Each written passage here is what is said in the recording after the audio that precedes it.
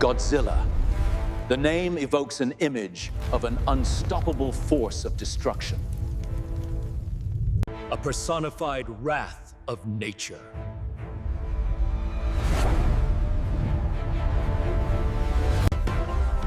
But there's another Godzilla.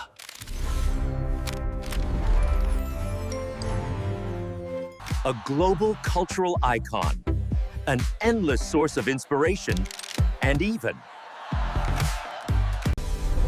a friend in the imagination of the world.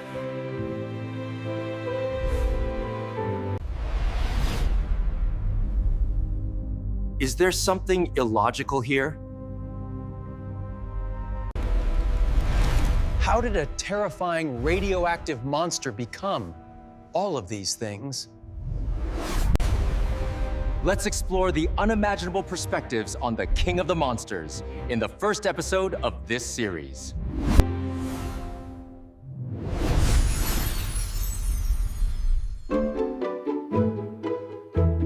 This is Godzilla for children, a colossal friend rather than an enemy. An animated clip shows Godzilla teaching children about safety. He gives a thumbs up to the camera, and children cheer happily. Oh. A vintage Japanese commercial shows a miniature Godzilla sipping beer. He winks mischievously at the camera. On pose. A modern Japanese ad feeds Godzilla, the iconic kaiju. A short fan-made animation depicts Godzilla attempting to bake a cake. He makes a huge mess. A person in an elaborate, highly detailed Godzilla costume participates in a street parade. They interact playfully with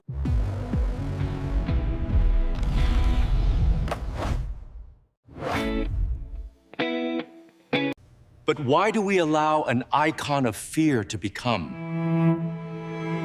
so friendly? Perhaps because deep down, Godzilla is more than just a monster.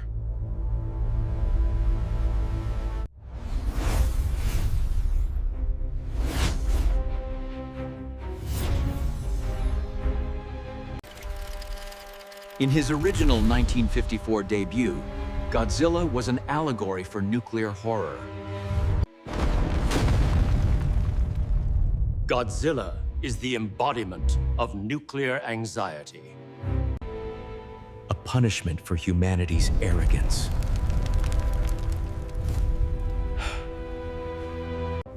But over time, his role began to evolve. The Monsterverse introduced a radical new idea.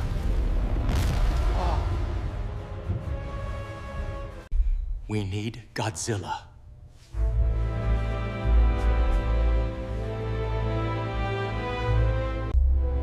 Realize, he is the balance. Godzilla becomes the force of nature, an entity that maintains order, eliminating greater threats. He's like Earth's immune system. When the planet is threatened, that immune system activates. So, from a curse, Godzilla became a necessity. And music, and again a powerful force for sound, played no small part in that incredible transformation. Let's listen to the original 1954 Godzilla theme. It's slow, it's heavy, it's undeniably threatening. Those four dominant notes, they perfectly mimic massive, earth-shaking footsteps. They create an inescapable, overwhelming feeling.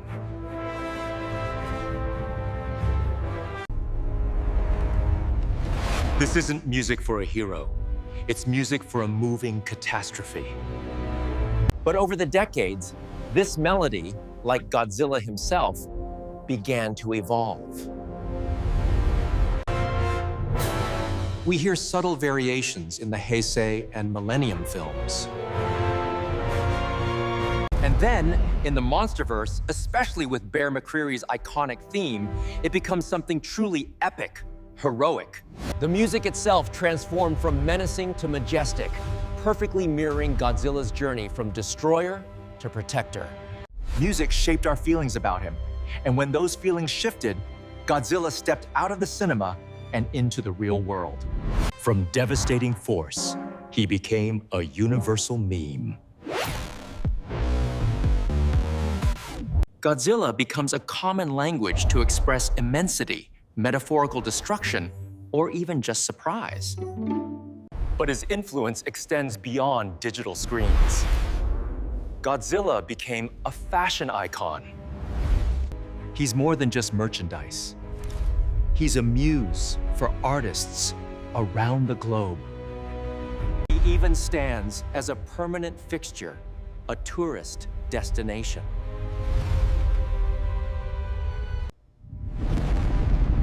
From a specific fear of nuclear destruction, he became a universal symbol of nature's formidable power. Ultimately, he transformed into a resilient symbol of strength and Japanese cultural identity. Godzilla's greatness isn't just in his destructive power, but in his ability to embody every meaning we assign to him. From devastated Tokyo to your living room, a journey of cultural domination. Godzilla has become a universal language to express immense scale, unexpected events, and even humorous destruction. He's a shorthand for anything huge, chaotic, or simply a fun, unexpected presence in our digital lives. Godzilla is no longer confined to the silver screen. He has marched into high fashion and everyday wear. From gallery walls to city landmarks, Godzilla is a canvas for artists and a tourist destination. From a specific fear of radiation, he evolved into a universal symbol of nature's power, resilience, and Japanese cultural identity. Godzilla is great not because of his destructive might, but because of his ability to contain every meaning we assign to him. He mirrors our fears, our hopes, our creativity, and the very culture of humanity throughout time. In the next episode of Godzilla Untamed Perspectives, we'll delve into incredible science fiction. Could a creature like Godzilla exist biologically? Subscribe and hit the bell to not miss the next episode. Leave a comment below with your favorite perspective on Godzilla, monster, hero, or cultural icon.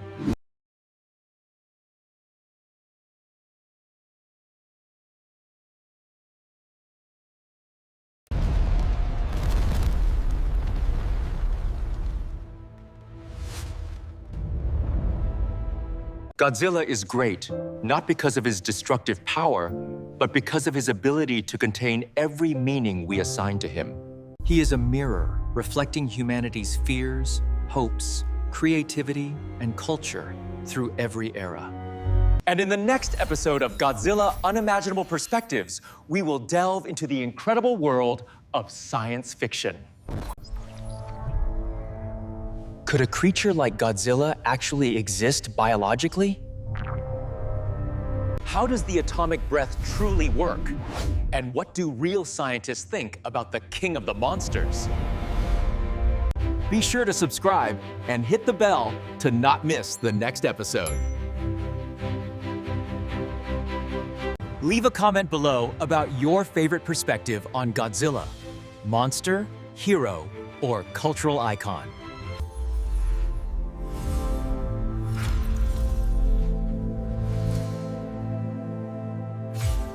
Godzilla is great not because of his destructive power, but because of his ability to contain every meaning we assign to him. He is a mirror reflecting humanity's fears, hopes, creativity, and culture across different eras. And in the next episode of Godzilla Unimaginable Perspectives, we will delve into an incredible world of science fiction. Can a creature like Godzilla truly exist biologically? How would the atomic breath mechanism actually work? And what do real scientists think about the king of the monsters? Subscribe to our channel and hit the bell to not miss the next episode. Or leave a comment below about your favorite perspective on Godzilla. Monster, hero, or cultural icon?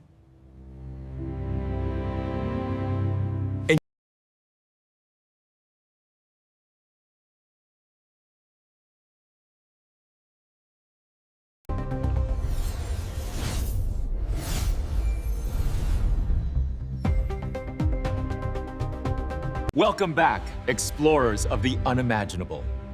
In this episode, we tackle the truly colossal questions. Earth has always harbored giants, creatures that defied simple logic.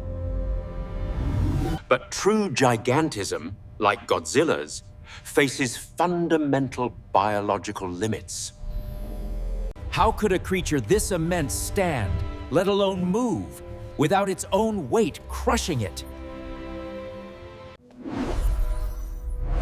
This is where the square-cube law becomes Godzilla's most formidable foe. Could advanced bioengineering, or perhaps an alien biology, overcome these physical constraints? Imagine internal scaffolding, or a metabolic rate that defies our understanding. And then there's his most iconic and perhaps most impossible ability. The atomic breath. How does a living being generate, store, and weaponize such raw, destructive power? But how does a biological entity generate and control such destructive power?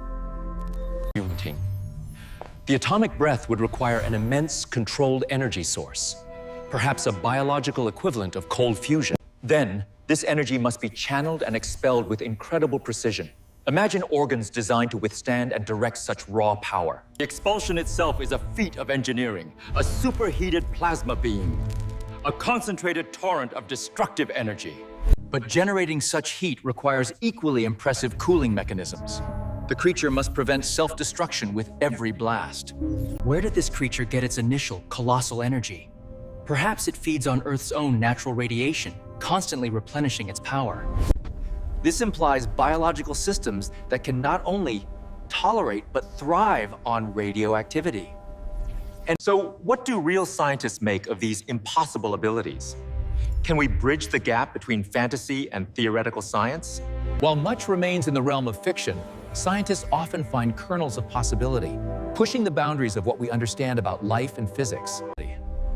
Perhaps a creature like this, while improbable, inspires us to imagine beyond the known. The idea of Godzilla challenges our scientific frameworks, inspiring awe and profound questions. From a geological power source to a biological fusion reactor, the King of the Monsters is a self-sustaining marvel of theoretical engineering. His existence, however improbable, is woven into the very fabric of the planet's ecological balance within his world. Beyond the science, Godzilla remains a canvas for human imagination, blending terror with wonder, nature with technology. We've explored the amazing biological and physical theories that underpin this iconic creature. From atomic breath mechanics to his unique energy absorption, Godzilla is a testament to spectacular fictional science. But his story extends far beyond biology and physics. It's deeply rooted in human history and culture. Join us in our next episode as we uncover the cultural footprints Godzilla has left across the globe. Remember to subscribe for more impossible perspectives and share your thoughts on the science of Godzilla. Thank you for joining us on this scientific journey into the world of Godzilla. Godzilla is great not because of his destructive power, but because of his capacity to hold all the meanings we project.